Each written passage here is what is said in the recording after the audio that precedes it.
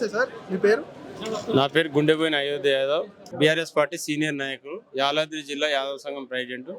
Like ఈ రోజు morning KTR ని వెళ్తున్నారు కదా సార్, ఈ విచారణకు వెళ్తున్నప్పుడు ఆయన వెళ్ళేటప్పుడు పోలీసులు అడ్డుకున్నారు కదా, దీనిపైన మీ అభిప్రాయం ఏంటి? తెలంగాణ రాష్ట్రంలో ఈరోజు గత ప్రభుత్వం ఏం జరిగింది, ఏం చేసింది అనేది ప్రజలకు తెలిసింది. ఈరోజు ఉన్న ప్రభుత్వం, రేవంత్ రెడ్డి ప్రభుత్వం ఏం చేస్తుంది అనేది ప్రజలు గమనిస్తూ ఉన్నారు. రాష్ట్రంలో ఈరోజు కనీసం ఎలాంటి నిఖిత జ్ఞానం లేకుండా ముఖ్యమంత్రి రేవంత్ రెడ్డి వ్యవహరిస్తున్నాడు. కేటీఆర్ పైన అనుచిత వ్యాఖ్యలు చేసి అనవసరమైన కేసులు పెట్టడం కోసం ఆయన ప్రయత్నిస్తుంటే ఈరోజు చిత్తశుద్ధి లేని ప్రభుత్వం రేవంత్ రెడ్డికి బుద్ధి చెప్పినట్టు. మరి నిజాయితీగా ఈయన పైన కేసు ఉంటే, కేటీఆర్ పైన ఈడీ విచారణకు వెళ్ళేది ఉంటే ఎందుకు పోనీయట్లేదు, ఎందుకు పోతానంటే రానియట్లేదు? మరి సిగ్గులేని ప్రభుత్వం రేవంత్ రెడ్డి ప్రభుత్వం ఇట్లా ఈ రకంగా పోలీసు వ్యవహారం చేస్తుంటే ఈ ప్రభుత్వంలో ఉన్న వాళ్ళు ఏం చేస్తున్నారు, పోలీసు యంత్రాంగం ఏం చేస్తున్నది, రేవంత్ రెడ్డి యంత్రాంగం ఏం చేస్తున్నది? ఇంకొకటి కేటీఆర్ లైక్ ఇలా చెప్పారు కదా సార్, రేవంత్ రెడ్డి రాజ్యాంగం నడుస్తుంది, భారత రాజ్యాంగం నడుస్తలేదని చెప్పారు. దీని మీద మీ అభిప్రాయం? వాస్తవంగా చెప్పాలంటే ఈరోజు గత ప్రభుత్వం కేసీఆర్ ప్రభుత్వంలో ఉన్న ఏ ప్రజలకైనా ఏదైనా ప్రతి ఒక్క న్యాయపరంగా కానీ అన్ని విధాలుగా ఆదుకున్న వ్యక్తి కేసీఆర్ ప్రభుత్వంలో ఉన్నది. ఈరోజు రేవంత్ రెడ్డి ప్రభుత్వం ఏంటంటే అన్ని వాళ్ళు చిల్లర మల్లరగా వేషాలు వేసి కేసులు పెట్టడం, కేసులు బనాయించి ఉట్టినే ఏదో ఒకటి ప్రభుత్వం ఉన్నది నడుస్తుంది, కానీ ఆ ప్రభుత్వం నడపట్లేదు. ఈ కేసుల కోసమే ఈ ప్రభుత్వం నడిపిస్తుందని చెప్పి రేవంత్ రెడ్డి సర్కార్ని మేము హెచ్చరిస్తున్నాం. కేటీఆర్ ఎంత వారి ప్రజల అభిప్రాయం కోసం ఈరోజు ఇంతమంది జనం మద్దతు తెలపడం కోసం వచ్చారు. మేము కూడా యాదాద్రి జిల్లా నుంచి, నేను అయోధ్య యాదవ్గా, నా సోదరుడు సతీష్ యాదవ్, శ్రీనివాస్ యాదవ్, తర్వాత ఇంకో తండపుగా 50 మందితో ఇక్కడ కేటీఆర్ ఇక్కడ తెలంగాణ భవనం రావడం జరిగింది కేటీఆర్ మద్దతు కోసం. కేటీఆర్ తప్పుడు లేవు కాబట్టి మేము మద్దతుగా వచ్చాం. కేటీఆర్ తప్పుడు ఉంటే మేము మద్దతుగా రాకపోదు.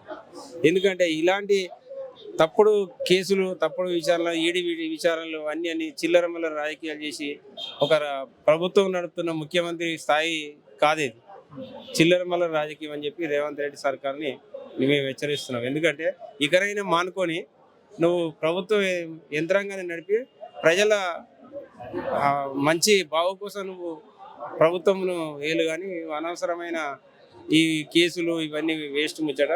ఈరోజు రైతులు చూస్తూ ఉంది, రైతులు ఏం చేస్తున్నారు?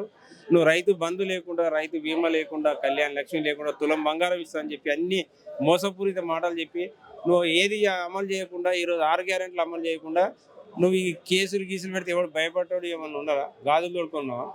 ఎన్నో కేసులు తెలంగాణ రాష్ట్రం ఏర్పడే మొదటి 2001 నుంచి ఇప్పుడు తెలంగాణ రాష్ట్రం కోసం పోరాటం చేసి తెలంగాణ తెచ్చుకున్న తెలంగాణలో భాగంగా కేసీఆర్ 10 సంవత్సరాలు తెలంగాణ రాష్ట్ర ప్రభుత్వాన్ని చక్కగా దిద్దుకొని ఈరోజు మంచి ఒక బంగారు తెలంగాణగా ఉండే దాన్ని మీరంతగా ఈరోజు తెలంగాణ విగ్రహాన్ని కూడా మార్చేసిన ఘనత మీకున్న. తెలంగాణ విగ్రహం అంటే ఇది మీకు సోయిలేని ప్రభుత్వం. మీ సోయిలేని ప్రభుత్వంలో రుణమాఫీ అనేది రైతులు చెప్తా ఉన్నారు. ఎక్కడ రుణమాఫీ చేసి ఏం చేసారు? కనీసం 10% కూడా రుణమాఫీ చేయలేకపోయారు. మీకు చిత్తశుద్ధి లేదు. రైతు దేశాన్ని వెన్నుముక ఉన్న రైతులని మీరు ఇలా కాపాడుకోలేకపోయారు. అదే రాష్ట్రంలో కేసీఆర్ ప్రభుత్వంలో ఉన్న 10 సంవత్సరాల కాలంలో ప్రతి రైతుకు నీళ్ళు ఇవ్వడం కానీ, రైతు బంధు కానీ, రైతు బీమా కానీ, రుణమాఫీ కానీ పూర్తి చేసిన ఘనత కేసీఆర్ ప్రభుత్వం ఉందని చెప్పి ఈ సందర్భంగా తెలియజేస్తున్నాం. అదే రేవంత్ ప్రభుత్వం అన్ని మాటలు ఉత్తమ మాటలు చెప్పారు. ఏది నీకు 15,000 ఇస్తా అని చెప్పి లాస్ట్ 12,000 అని చెప్తున్నారు. ఎంత చిత్తశుద్ధి లేని ప్రభుత్వం! 15,000 ఇక్కడ, 12,000 ఇక్కడ. మళ్ళీ క్లారిటీగా నీకు 7 ఎకరాల భూమి ఉండడానికి ఇస్తాం. అదేవిధంగా 7 ఎకరాల భూమి కాకుండా తర్వాత ఇప్పుడు సర్వే చేసి నాటు పెట్టి పొలం సాగు చేస్తున్న వాళ్ళకి ఇస్తాం.